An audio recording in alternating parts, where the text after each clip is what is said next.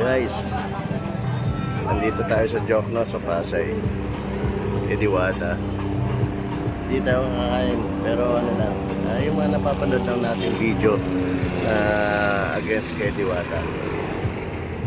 React lang tayo. Dami pa rin pila. Ngayon, siguro ang pinaka-reaction natin, yung una yung sinasabi nila, yung quality raw. Yes, siguro kung nag-expect ka kung nasa ibang lugar ka, pwedeng ordinary yung 100 pesos tas yung overload niya.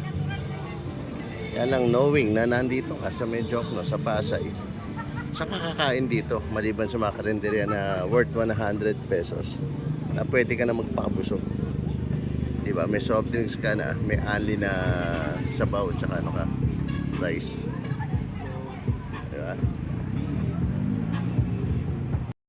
Pag tinignan mo itong place, it's either pumunta ka sa mga restaurants, mga fast food chain, magbabayad ka na ng parking, tapos maliban pa yung kung magkano yung kakainin mo,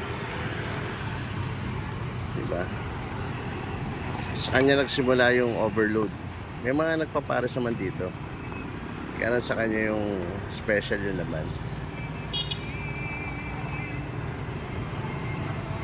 Sabi ka guys, pwedeng maging problema yung balang araw siguro yung sanitation, kasi parang 24 hours yata siya kung di ako nagkakamali. Pero yung food, yung quality, siyempre pag kinompare natin sa iba, pwede sabihin nga natin na ano, na hindi nga ganun ka special. Pero ang usapin dyan, yung magpapakabusog ka sa halaga 100 pesos, may soft drinks ka na, diba? Siguro mas maganda kung compare natin yung kay Diwata dito na sa Pasay. Huwag mong compare sa ibang lugar na talagang maraming mas mura. Lalo na yung mga lugar na hindi naman sila nagbabayad ng ano, ng lugar na space. Ayan. Siyempre, yung paano ka maningil, check mo rin. Kung libre na yung space nung nagtitinda, pwede talaga siya magbaba ng presyo. Pero kung kagaya niya nagre-renta ka, siyempre may additional ano, price value sa kung magkano yung babayaran mo sa kakainin mo. Okay? So far, siguro yung hype doon, basically overload lang.